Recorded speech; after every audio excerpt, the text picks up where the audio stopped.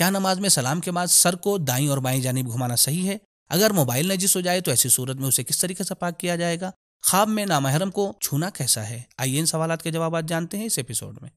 YouTube analytics کے مطابق ہمارے ویورز میں سے 76% لوگوں نے ہمارے چینل کو سبسکرائب نہیں کیا ہے اور صرف 25% سبسکرائبرز نے ہی بیل آئیکن کو پریس کیا ہے۔ ہم تمام ویورز سے درخواست کرتے ہیں کہ ہمارے چینل کو سبسکرائب کریں اور بیل آئیکن کو پریس کریں تاکہ ہماری لیٹسٹ ویڈیوز آپ تک پہنچ سکیں۔ بسم اللہ الرحمن الرحیم۔ دوستو السلام علیکم۔ سبیل کمنٹ کے اس نئے پروگرام میں آپ کا تہ دل سے استقبال ہے۔ امید کرتے ہیں کہ آپ بخیر و عافیت ہوں گے۔ ناظرین کرام، ماہ رجب المرجب کی آج پہلی شب جمعہ ہے، جسے فرشتوں کے درمیان لیلۃ الرغائب کے نام سے یاد کیا جاتا ہے، جس کی بہت زیادہ فضیلت ہے، جس میں بعض اعمال ذکر کیے گئے ہیں کہ جس سے ہمیں کوشش کرنی چاہیے کہ ان تمام اعمال کو بجا لائیں۔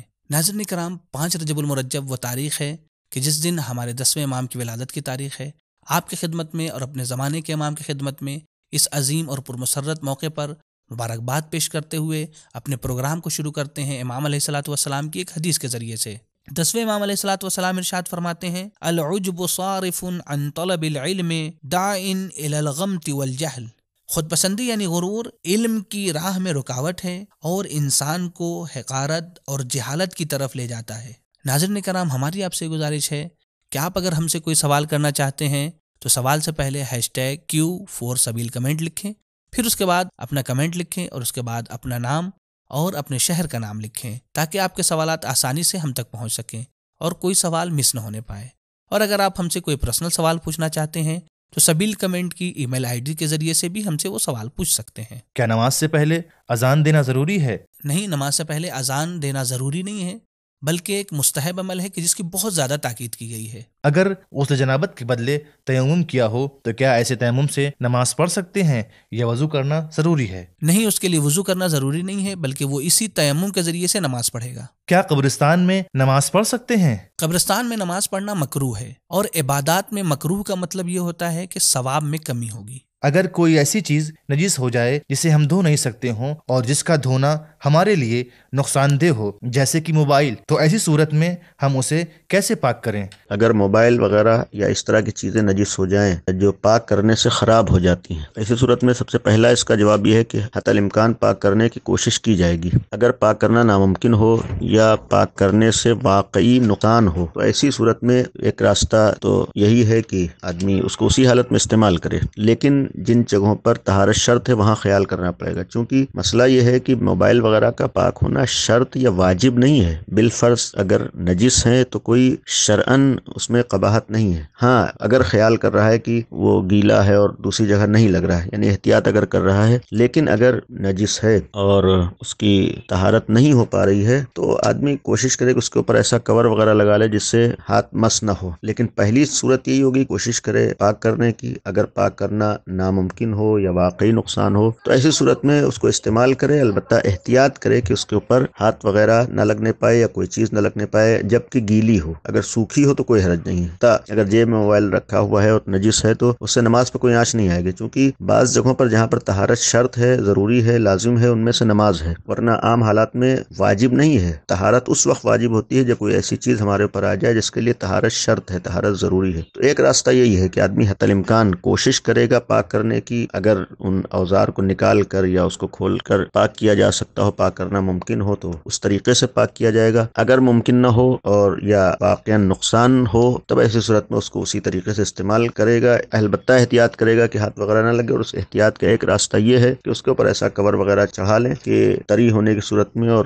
گیلا ہونے کی صورت میں ہمارا ہاتھ یا کپڑا وغیرہ مس نہ ہو، چونکہ اگر گیلا ہوگا کوئی جہاں پہ لگے گا وہ چیز نجس ہو جائے گی۔ ناظرین کرام، اعمال لیلۃ الرغائب کے سلسلے سے ہماری ایک بہترین ویڈیو ہے جس پر کمنٹ کرتے ہوئے ذیشان حیدر بھائی نے لکھا ہے: اللہ ہم سب کو توفیق دے ان اعمال کو بجا لانے کی۔ سبیل میڈیا کی ٹیم کا بہت بہت شکریہ۔ اللہ آپ سب لوگوں کی اس محنت کو قبول کرے اور توفیقات میں مزید اضافہ فرمائے۔ ناظرین کرام، ہماری آپ سے گزارش ہے کہ آپ اس ویڈیو کی مدد سے اعمال لیلۃ الرغائب کو بجا لائیں اور اس ویڈیو کو اپنے دوستوں اور اپنے تمام اعزاء و اقارب کے ساتھ شیئر کریں تاکہ آپ ان کے ثواب میں بھی شریک ہو سکیں۔ اس رات میں نماز لیلۃ الرغائب کی بہت تاکید کی گئی ہے، جس کے سلسلے میں نبی کریم صلی اللہ علیہ وآلہ وسلم نے فرمایا: جو یہ نماز پڑھے گا پروردگار اس کے تمام گناہوں کو بخش دے گا۔ قیامت کے دن وہ 700 اپنے خاندان والوں کی شفاعت کرے گا اور قبر کی پہلی رات کی تمام سختیاں اس کے لیے آسان ہو جائیں گی۔ اس رات کے اعمال اس طریقے سے ہیں۔ نماز میں سلام پڑھنے کے بعد سر کو دائیں بائیں جانب گھمانا کیسا ہے؟ اس کے بارے میں مراجع کرام کا کیا فتویٰ ہے؟ یہ داہنی اور بائیں جانب سر گھمانا، اسے فقہ کی زبان میں التفات فی السلام کہتے ہیں۔ مراجع کرام کے نظریات مختلف ہیں۔ رہبر معظم انقلاب حضرت آیت اللہ العظمیٰ سید علی خامنئی کا فتویٰ یہ ہے، ان کا حکم یہ ہے کہ داہنی جانب اور بائیں جانب آخری سلام میں، یعنی السلام علیکم ورحمۃ اللہ، اس سلام میں داہنی اور بائیں طرف اگر انسان اپنا سر گھما رہا ہے تو اس سے کوئی حرج نہیں ہے، کوئی مشکل اور معنی نہیں ہے نماز کے لیے، نماز صحیح ہے۔ لیکن اگر اس چیز کو وہ مستحب کے عنوان سے انجام دے رہا ہے کہ یہ مستحب ہے یہ کام، تو آیت اللہ خامنئی کا فتویٰ یہ ہے کہ یہ عمل، اس کا استحباب ثابت نہیں ہے ان کے نزدیک۔ لیکن اسی کے مقابل میں حضرت آیت اللہ العظمیٰ سید علی سیستانی حفظہ اللہ فرماتے ہیں کہ اگر امام جماعت اور وہ فرد یا وہ افراد جو فرادہ نماز پڑھ رہے ہیں ان کے لیے مستحب ہے کہ آخری سلام یعنی السلام علیکم ورحمۃ اللہ وبرکاتہ میں آنکھ یا ناک کے کنارے سے داہنی طرف اشارہ کریں، لیکن اس بات کا خیال رکھیں کہ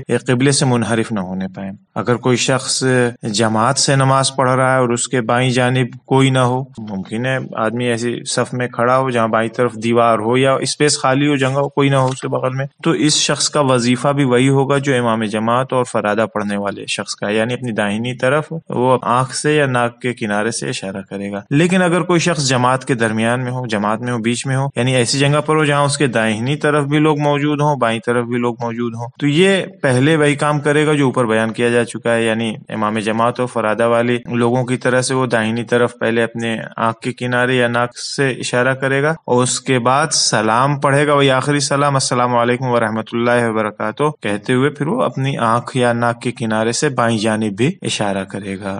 ناظرین کرام، اگر آپ ہمیں سپورٹ کرنا چاہتے ہیں تو پیٹریون کے ذریعے سے منتھلی ممبرشپ حاصل کریں اور اس ثواب کے کام میں شریک ہوں۔ پیٹریون کے لنک ڈسکرپشن میں موجود ہے۔ خواب میں نامحرم کو چھونا کیسا ہے؟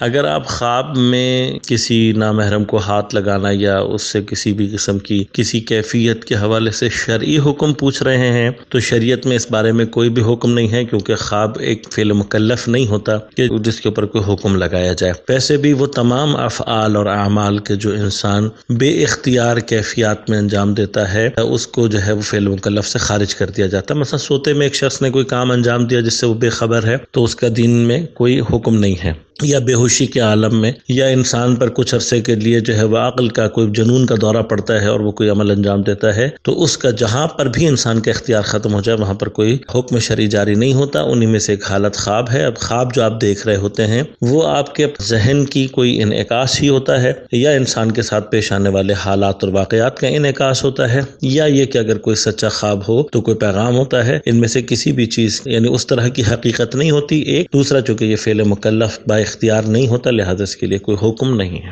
موت کے بعد کیا مرحومین ہمیں دیکھ سکتے ہیں؟ علم حاصل کرنے کے لیے فوراً جانا صحیح ہے؟ نماز ظہر کا آخری وقت کیا ہے؟ ان سوالوں کے جوابات کو جانیے اس ایپیسوڈ میں۔